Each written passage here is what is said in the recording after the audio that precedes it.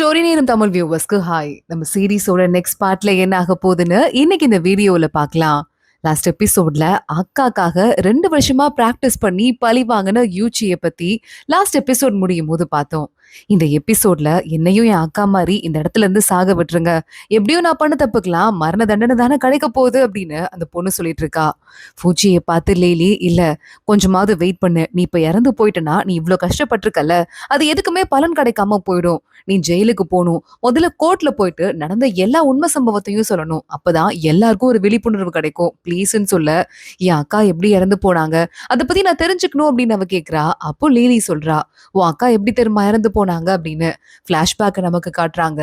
எல்லா பக்கத்துல இருந்தும் ப்ரெஷர் வந்து பயங்கரமா குங்லி சோகமா நின்னுட்டு இருக்கா. அப்போ இந்த இடத்துக்கு மென்டலி அஃபெக்ட் ஆன இந்த ராணி இருக்கால, அவ அங்க வரா. உடனே இந்த பொண்ணு பார்த்துட்டு, ராணி உங்ககிட்ட ஒண்ணு கேக்குவா, நான் இறந்து போனாதான் உங்க கண்ணு சரியாகிறதுக்கு மருந்து கிடைக்குமா, அப்பதான் அசுர தேவதை கொடுப்பாங்களாம், உங்களுக்கு ஓகேவா, நான் செத்து போயிருவான்னு கேட்க, வேணாம் வேணாம், அப்படி ஒண்ணு எனக்கு அந்த மருந்து முக்கியம் இல்ல, நீ நல்ல பொண்ணு, நீ உயிரோடவே இரு, ராஜா என்ன வந்து பாக்காட்டி கூட பரவாயில்ல அப்படின்னு இந்த ராணி சொல்லியிருக்கா. அட்லீஸ்ட் இந்த உலகத்துல ஒருத்தங்களாவது என் உயிர் மேல அக்கறையோட இருக்காங்க, ராணி நல்லவங்களா இருக்காங்க அப்படின்னு நினைச்சிட்டு சிரிச்சுட்டே இந்த பொண்ணு குங்லி இருக்கால அந்த பால்கனில இருந்து கீழே விழுந்து உயிரை விட்டுடுறா. இத பத்தி கேட்டதுமே அவ தங்கச்சி பூச்சி நின்னு கதறி அழுதுட்டு இருக்கா. அட்லீஸ்ட் ஒரு நிம்மதியாவது கடைசி நேரத்துல எங்க அக்காக்கு கிடைச்சதே அப்படின்னு. உன்னை வா, உன்னை கூட்டு போகணும் அப்படின்னு ரீனா அங்க இருந்து கூட்டு போயிடுறா. லீலி பயங்கர சோகத்தோட நிக்கிறத பாத்துட்டு ஷாவ் பாக்குறான், நீ அவங்களுக்கு நீதி வாங்கி கொடுத்திருக்க, இதுக்கும் மேல ஃபீல் பண்ணாத அப்படின்னு சொல்லிட்டு இருக்கான். உடனே அவ, நான் என் மாஸ்டர் ரொம்ப மிஸ் பண்றேன், எனக்கு ரொம்ப கஷ்டமா இருக்கு அப்படின்னு பேசிட்டு தனியா போய் உட்காந்து அவ பாட்டுக்கு ஒயின் குடிக்க ஆரம்பிக்கிறா. ரொம்ப நேரம் குடிச்சிட்டே இருக்கா. மாஸ்டர் பாத்தீங்களா, நான் தனியா விட்டு போயிருக்கீங்க, எல்லாத்தையும் நானே ஹேண்டில் பண்ண வேண்டியதா இருக்கு, எனக்கு கோவமா வருதுன்னு சொல்லிட்டு அவ பாட்டு திட்டிட்டு இருக்க. கரெக்டா பார்த்தா மாஸ்டர் வந்து பக்கத்துல உட்கார்ற மாதிரி இருக்கு. மாஸ்டர் இங்க என்ன பண்றீங்க அப்படின்னு கேட்டுட்டு இருக்கா லீலி. உன்னை பாக்குறதுக்கு தான் வந்தேன், புலம்பிட்டே இருக்கா, அமைதியா இருக்க மாட்டியா அப்படின்னு மாஸ்டர் கேக்குறாரு. நீ நல்ல பொண்ணுமா, நான் உனக்கு வந்து பார்த்து பார்த்து எல்லா விஷயத்தையும் கவனிச்சுக்கிட்டேன், இப்போ நீ புலம்ப கூடாது, எல்லாரும் இறந்து போய் நீ மட்டும் உயிரோட இருக்கனா அதுக்கு ஒரே ஒரு காரணம் தான், இந்த கேஸை உன்னால மட்டும்தான் சால்வ் பண்ண முடியும், அதான் கடவுள் உன்னை விட்டு வச்சிருக்காரு, சீக்கிரமா இந்த கேஸை சால்வ் பண்ணு புரியுதா, நான் உன்னை நம்பிதான் இருக்கேன் அப்படின்னு மாஸ்டர் சொல்றாரு.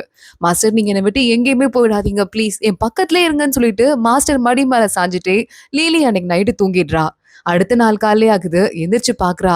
பார்த்தா லீலி பக்கத்துல உட்கார்ந்துட்டு இருக்குது மாஸ்டரா நம்ம ஷாவ் தான், அவன் மேலதான் படுத்து தூங்கிட்டு இருக்கா. இவ எந்திரிக்கிறத பார்த்தா அசைஞ்சிட்டு ஷாவும் ஏஞ்சிடுறான் தூங்கிட்டு இருந்தவன். லீலி வலிஞ்சிட்டு இருக்க. ஷாவ் சிரிக்கிறான், கைய விடு அப்படின்னு சொல்லிட்டு. லீலி பார்த்துட்டு இருக்கா. ஷாவ் நான் உன்ட்ட ஒண்ணு கேட்கணும் அப்படின்னு. ஷாவ், இல்ல இல்ல நான் தான் உன்ட்ட முதல்ல ஒண்ணு சொல்லணும், எதுக்காக ஆஸ்ட்ரானமி டிபார்ட்மெண்ட் போனேன்னு கேட்டல, அதுக்கு ரீசன் நீ தான் சொல்ல, நானா அப்படின்னு லீலி பாக்குறா. ஆமா, ஒரு தடவை சந்திர கிரகணம் வந்துச்சு ஞாபகம் இருக்கா அப்படின்னு ஷாவ் நேரா ஒரு கதைக்கு போயிடுறான். குட்டி பிள்ளைங்களா அவங்க 2 பேரும் இருக்கும்போது சந்திர கிரகணத்தை பார்த்தா கெட்டதுன்னு சொல்லிட்டு எல்லாரும் வீட்டுக்குள்ள போய் பூந்துக்கிறாங்க. லீலி ஆனா பார்த்தே ஆகணும்னு வெளியே வந்திருக்கா. அப்பன்னு பார்த்து அதை பார்க்க வரத்துக்கு ஷாவ் வந்து பக்கத்துல இருக்க தாமரை குளத்துக்குள்ள விழுந்திருக்கான். லீலியை பார்த்து காப்பாத்து காப்பாத்துன்னு கத்த, இங்க யாருக்கும் தெரியாம நம்ம வந்திருக்கோம், எல்லாரும் வந்தாங்கன்னு வச்சுக்கோயேன் நம்மள எடுத்து திட்டுவாங்க, நான் சொல்றதை கேட்டு மெதுவா நடந்து வா, பிரேவா இருக்கணும் புரியுதா, முதல்ல ஒரு கால் எடுத்து இங்க வை அப்படின்னு அவனுக்கு ரூட்டை சொல்லி கொடுக்குறா. அவனும் மேலவா மேல ஏறி வந்துடுறான். நீயும் இந்த மாதிரி நிலாவை பார்க்க தான் வந்தியா, நானும் பார்க்க தான் வந்தேன் அப்படின்னு பார்த்து முடிச்சுட்டு 2 பேரும் உள்ள போறாங்க. லீலி அவனுக்கு சாப்பாடெல்லாம் ரெடி பண்ணி கொடுக்குறா. ரொம்ப தேங்க்ஸ் அப்படின்னு அவன் சாப்பிட ஆரம்பிக்கிறான். ஏதோ நீ மனசுல குழப்பத்துல இருக்க மாதிரி இருக்கேன்னு குட்டி ஷாவ் கேக்குறான். குட்டி லீலி, இல்ல சந்திர கிரகணம் எதனால வருது அப்படின்னு கேள்விகளை கேட்டுட்டு இருக்கா. அதுவா எனக்கு தெரியலையே அப்படின்னு சொல்லிட்டு, நான் அப்புறமா எப்ப பதில் கண்டுபிடிக்கிறனோ அப்ப வந்து உன்கிட்ட சொல்றேன் அப்படின்னு சொல்றான். குட்டி லீலி ஓகே அப்படின்னு சொல்லிக்கிட்டு இருக்கா. ஷாவ் அங்க இருந்து கிளம்பி போயிடுறான். நிறைய பேர்கிட்ட கேள்வி கேட்கிறான், ஆனா யாருக்குமே தெரியல. ஷாவ் இப்ப லீலிட்ட சொல்லிட்டு இருக்கான், நான் அந்த கேள்விக்கு பதிலுக்கு தேடணும் அப்படின்னா ஆஸ்ட்ரானமி டிபார்ட்மெண்ட்க்கு தான் போகணும்னு நினைச்சேன், அதனால படிச்சு எக்ஸாம்ல பாஸ் ஆகி அங்கே போய் சேர்ந்துட்டேன்னு சொல்ல, ஆனா அங்க போய் சேர்ந்தா உன்னால வருஷத்துக்கு ஒரு தடவை தான் உன் ஃபேமிலியை பார்க்க முடியும் அப்படின்னு சொல்லிட்டு இருக்கா.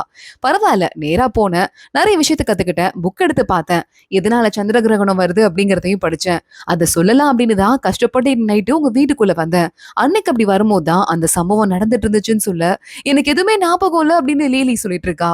ஆனா எனக்காக 15 வருஷம் லைஃபை நீ வீணாக்கிட்டு இருக்க, அன்னைக்கு நீ பார்த்ததால உன்னோட 15 வருஷம் வாழ்க்கையில நிம்மதி போயிட்டு இருக்கு, ரிக்ரெட் பண்றியா அப்படின்னு கேட்க ஷாவ் பாக்குறான்.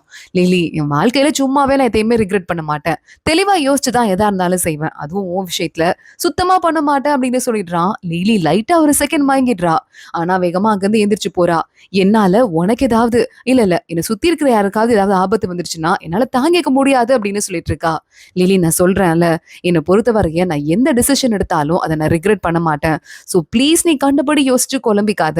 நம்ம போற பாதை கரெக்ட் தான் அப்படின்னு சொல்றான். லிலி ரொம்ப தேங்க்ஸ். ஆனா நான் வந்து கேட்ட எல்லா கேள்விக்கும் நீ கரெக்டான பதில் சொல்லியிருக்க. சந்திர கிரகணத்துல ஆரம்பிச்சு அப்படின்னு சொல்றா. ஷாவிவ்லயே அமைதியா பாத்துட்டு இருக்கான். இங்க ஒரு ரகசிய இடத்துக்கு லிலி வந்திருக்கா. அவங்க அந்த மாஸ்டரோட கேர்ள் ஃப்ரெண்ட் இருந்தாங்கல்ல ஷானியா, அவங்கள பாக்குறதுக்காக. நீ சொன்ன மாதிரியே நான் விசாரிச்சு பார்த்தேம்மா. கண்ணுக்கு போடுற கண்ணுல விஷம் பட்டா போடுற மருந்த இந்த 4 கடையில இருந்து சில பேர் வாங்கியிருக்காங்க. ஆனா அவங்க பேர்லாம் ஒன்னொன்னு வேற வேற மாதிரி இருக்குன்னு சொல்ல, கண்டிப்பா இது வந்துட்டு யாரும் வேணும்னே இஷ்டத்துக்கு பேர் மாத்தி கொடுத்திருப்பாங்க. நான் தேடுற ஆள் தான் கண்ணுக்கு போடுற இந்த மருந்தை வாக்குறதுக்கு அதிக வாய்ப்பு இருக்கு. இந்த ஹெல்ப் பண்ணதுக்கு ரொம்ப ரொம்ப தேங்க்ஸ். ப்ளீஸ் இன்னும் கொஞ்சம் நான் ஹெல்ப் ஏதாவது கேட்டா செய்யுங்கன்னு சொல்ல, உன் மாஸ்டரை கொண்டவங்களை பழி வாங்குறதுக்கு நான் என்ன வேணா பண்ணுவேன் அப்படின்னு ஷானியா சொல்றாங்க. லீலி நேரா கிளம்பி நம்ம ஒரு அசிஸ்டன்ட் ஜூனியர் டாக்டர் இருந்தால அந்த பொண்ணுகிட்ட வந்துடுறா. எனக்கு இந்த மாதிரி ஒரு முக்கியமான ஆள் ஒருத்தர் இருக்கான். கண் டாக்டரை பார்க்க தேடி அலைஞ்சிட்டு இருக்கான். எத்தனையோ இடத்துல மருந்து வாங்கியிருக்கான். ஆனா அதெல்லாம் அவனுக்கு சரிப்பட்டு வரவே இல்லை. இங்க அடுத்து உன் மாஸ்டர் பெரிய கண் டாக்டர்னு கேள்விப்பட்டேன். அடுத்து வேற யாரு இருக்கான்னு கேட்க, இந்த ஊர்ல என் மாஸ்டரை விட்டா அடுத்து யாரா இருந்தாலும் என்கிட்ட தான் வந்து ஆகணும் அப்படின்னு சொல்றா. அப்போ உன்னை பாக்குறதுக்கு கண்டிப்பா கூப்பிடுவாங்க. அப்போ நீ எனக்கு தகவல் சொல்லணும்னு சொல்ல, கவலையே படாதீங்க நான் பாத்துக்கிறேன் அப்படின்னு அந்த பொண்ணு சொல்றா. என்ன முன்னாடி என்கிட்ட ஒரே ஒரு டால் தான் இருக்குன்னு இப்ப அக்குபஞ்சர் டால் இத்தனை வச்சிருக்கேன்னு கேட்க, நீங்க பண்ண சாதனையால நிறைய பொண்ணுங்க இப்ப டாக்டர் ஆகிறதுக்கு படிக்க வராங்க. சோ நாங்க எக்ஸ்ட்ராவா டால் பண்ணி வச்சிருக்கோம் அப்படின்னு அவ சொல்லிட்டு இருக்கா. கலக்குறீங்களே அப்படின்னு சொல்லிட்டு லீலி எங்க இருந்து போயிட்டு இருக்கா. அன்னைக்கு நைட்டு ஷாவ் திரும்பி வீட்டுக்கு போயிட்டு இருக்கான். காட்டு வழியா யாரோ ஃபாலோ பண்ணிட்டு வர மாதிரி இருக்கு. ஷாவ் திரும்பிடுறான். முகமூடி போட்டிருக்காங்க, கேப் போட்டிருக்காங்க, கம்ப்ளீட்டா கவர் பண்ணிருக்காங்க.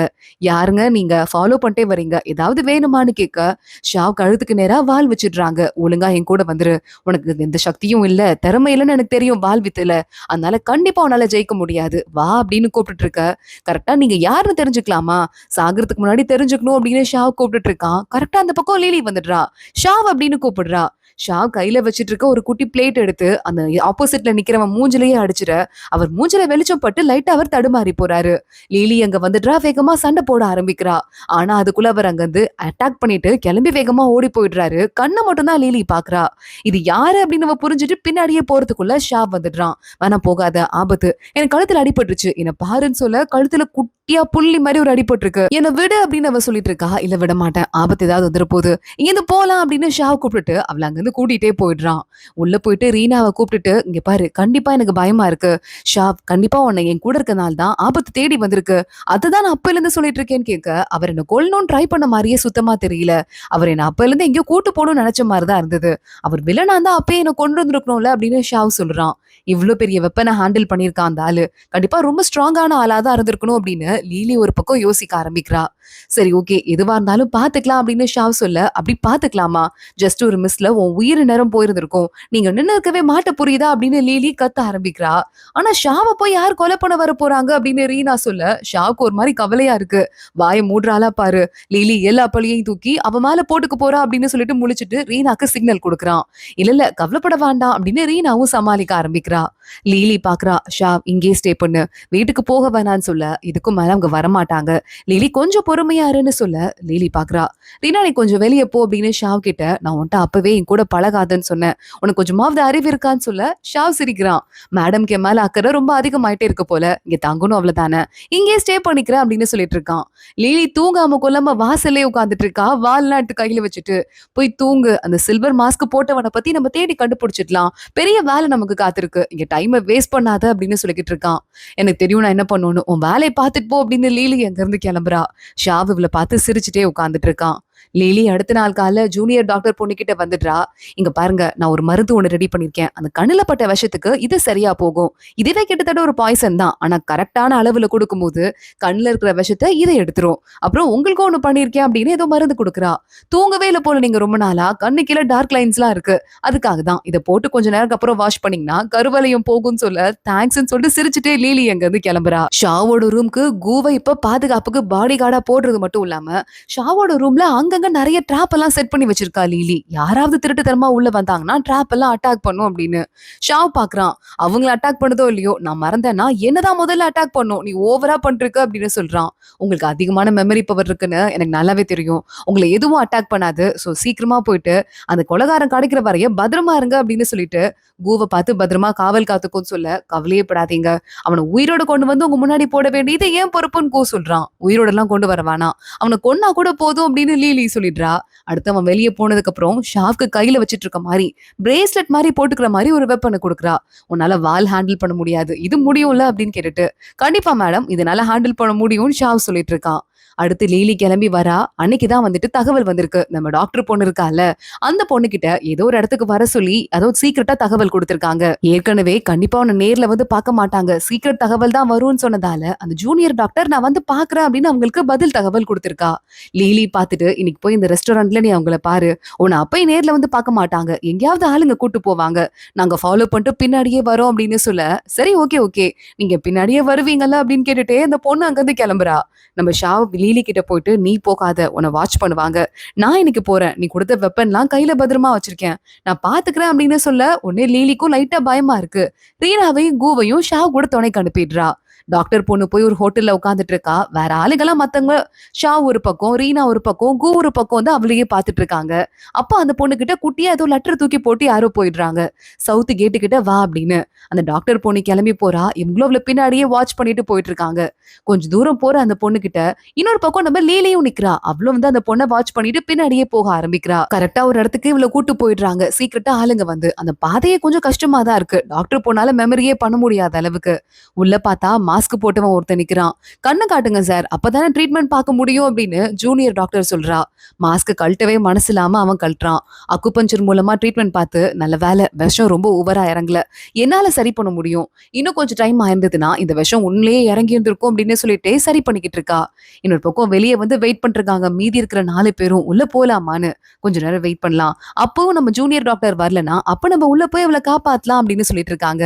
இவங்க வெயிட் பண்ணிட்டு இருக்க இதே நேரத்துல அந்த ஆளுக்கு ட்ரீட்மெண்ட் முடியுது. சரி நான் கிளம்புறேன் அப்படின்னு சொல்லிட்டு அங்க இருந்து நம்ம ஜூனியர் டாக்டர் கிளம்ப ஆரம்பிக்கிறா. இது ஒரு ரேரான பாய்சன், இது எப்படி உன்னால சரி பண்ண முடியும்னு கேட்க, நான் ஒரு நாடோடி டாக்டர், இந்த மாதிரி அங்கங்க போய் ட்ரீட்மெண்ட் பாக்குறது தான் என்னோட வேலை, என்ன பத்தி கவலைப்படாதீங்க அப்படின்னு நம்ம சொல்லிட்டு இருக்கா. இவ கரெக்டா கிளம்பலாம் அப்படின்னு பார்க்கும்போது தான் உண்மையான வில்லன், யாருக்கு கண்ணுல அடிபட்டிருக்கோ அவன் வெளியே வந்துட்டு இருக்கான். அவன் கையில பெரிய தழும்பு இருந்திருக்கும் அப்படின்னு லீலி ஆல்ரெடி சொல்லியிருந்திருக்கா. இவன் கையில தான் அந்த தழும்பு இருக்கு, இவன் கண்ணுல தான் உண்மையா விஷம் பட்டிருக்கு. நமக்கு திறமை இருக்கான்னு டெஸ்ட் பண்றதுக்காக, உண்மையா இருக்குமான்னு டெஸ்ட் பண்றதுக்காக தான் ஏற்கனவே இவனோட ஜூனியர் மேல அதே மாதிரி விஷம் அட்டாக் பண்ணி இங்க வர வச்சிருக்கான்னு சொல்லிட்டு, ஏய்யா மனசாட்சியே இல்லாம தெரிஞ்சே ஒருத்தன் கண்ணுல விஷத்தை அட்டாக் பண்ணிருக்க, நீ எல்லாம் மனுஷனா, சரி பரவாயில்ல நான் ஒரு டாக்டர், நான் பார்க்க வேண்டிய வேலையை பாக்குறேன் அப்படின்னு சொல்லிட்டு அந்த பொண்ணு அந்த வில்லனுக்கும் வேலையை பார்க்க ஆரம்பிக்கிறா, ட்ரீட்மெண்ட் பார்க்க ஆரம்பிக்கிறா. உங்களுக்கு கண்ணுல கொஞ்சம் ஓவராவே விஷம் இறங்கி இருக்கு அப்படின்னு சொல்லிட்டு அவ பேசிக்கிட்டே இருக்கா. இப்போ ஆனா உங்களுக்கு ரொம்ப வேகமா இறங்கி இருக்கதால ஒரே செட்டிங்ல என்னால சரி பண்ண முடியாது, ஒரு 1 மந்த்ல உங்க கண்ணு சரியா போயிடும், ஆனா ஒவ்வொரு தடவையும் நான் வரமாட்டேன், நீங்க வேணா உங்க வீட்டுக்கு கூப்பிடுங்க, அங்க வரேன், இது என்ன இடம் அப்படின்னு கேட்டுட்டே ஜூனியர் டாக்டர் கிளம்ப ஆரம்பிக்கிறா. 1 மாசம் தானே, அதுவரை நீ என் கூட ஏறு, எங்கேயும் கிளம்ப வேண்டாம் அப்படின்னு சொல்லிட்டு அவளை இழுத்துட்டு இவளை பின்னாடியே இழுத்துட்டு வாங்க அப்படின்னு சொல்ல ஆரம்பிக்க, என்ன விடுங்க விடுங்கன்னு கத்திட்டு இருக்கா. அவளை நல்லா புடிச்சு வச்சிட்டு இருக்காங்க. ஏமா வெளியே போனாதான் உன்னால லீலிய பார்க்க முடியுமா அப்படின்னு அந்த வில்லன் நக்கலா கேட்க, லீலி கரெக்டா உள்ள வந்துடுறா. அந்த பொண்ணு கழுத்துல கத்தி வச்சுட்டு இந்த வில்லன் பார்த்துட்டு இருக்கான். அந்த கத்தி தான் மாஸ்டரோட கழுத்தை வெட்டுச்சு அப்படிங்கிறதால லீலிக்கு இன்னும் கோவமா இருக்கு. உன்னை சும்மா விட மாட்டேன்டா, என்ன பண்றேன் பாரு அப்படின்னு சொல்லிட்டு இவ அமைதியா வெயிட் பண்ணிட்டே இருக்கா. இது என்னோட இடம், உன்னால என்ன பண்ண முடியும் அப்படின்னு அவன் கேட்டுட்டு திடீர்னு கண்ணு வலிக்குதுன்னு துடிக்க ஆரம்பிக்கிறான். டாக்டர் பொண்ணு எஸ்கேப் ஆகி ஓடி போயிடுறா. அடி பாவி, என் கண்ணுல என்னடி பண்ண அப்படின்னு அவன் கேட்க, யோ யோ நான் ட்ரீட்மெண்ட் தான் பார்த்தேன், நான்லாம் ஒன்னும் பண்ணல அப்படின்னு அவ சொல்லிட்டு இருக்கா. அவ ஒன்னும் பண்ணல, ஆனா 2வது செட் ஊசியில அவ ஒரு டாக்டர், நேர்மைக்கு மாறா எதுவும் பண்ண மாட்டா, நான் தான் அவளுக்கு தெரியாம விஷத்தை பிக்ஸ் பண்ணிட்டேன், ஃபர்ஸ்ட் உன் ஜூனியரை தான் கூப்பிட்டு விடுவேன்னு எனக்கு குத்து மதிப்பா தெரியும் அப்படின்னு லீலி சொல்லிட்டு இருக்கா.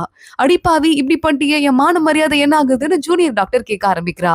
சரி சரி பரவாயில்ல, இப்ப அவனுக்கு ட்ரீட்மெண்ட் பாரு அப்படின்னு லீலி சொன்னதும் வேகமா போயிட்டு ஜூனியர் டாக்டர் பார்க்க ஆரம்பிக்கிறா.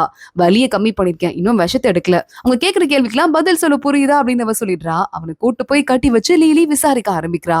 இவ்வளவு பெரிய தப்புக்கு நீயும் உடந்தையா இருந்திருக்க, ஆனா நீ மெயின் ஆளா இருக்க வாய்ப்பே இல்ல, உனக்கு பின்னாடி வேற யாரும் இருக்காங்க, 15 வருஷத்துக்கு முன்னாடி என்ன நடந்ததுன்னு கேட்க, ஏமா உனக்கு தான் எல்லாம் மறந்து போயிருச்சு, நீ தான் நிம்மதியான வாழ்க்கையை தானே வாழ்ந்துட்டு இருக்க, இப்ப எதுக்கு தேவையில்லாம அந்த விஷயத்தை தலையிடுறதுக்கு ஆசைப்படுற, இப்போ இருக்கிற நிம்மதியோடயே வாழ்ந்துட்டு போயிடு அப்படின்னு அவன் சொல்லிக்கிட்டு இருக்கான். உன் உடம்ப பார்த்தாலே வெப்பன்ஸ் தூக்குன உடம்பு மாதிரி தெரியுது. நீ கண்டிப்பா மிலிட்டரியில இருந்த ஒரு ஆளா மட்டும் தான் இருந்திருக்க முடியும். ஆனா இதுவரையும் நீ இத்தன நாளா இங்க இருக்க. ராஜாவையும் போய் பார்க்கல. சோ ஒருவேளை ரொம்ப பெரிய பதவியில இல்லாத ஆளா இருக்கணும். கரெக்ட்டா அப்படின்னு லீலி கேட்டுட்டு இருக்கா. தேவையில்லாத விஷயத்துல தலையிட்டு உன் உயிர் நீயே எடுத்துக்க போற அப்படின்னு அவன் சொல்லிட்டு, என்னோட பேரு சோங்கு. மிலிட்டரியில தான் இருந்தேன். உன் அப்பாக்கு என்ன ஆச்சுன்னு தெரிஞ்சுக்கணும். அதுக்கு தானே ஆசைப்பட்ட.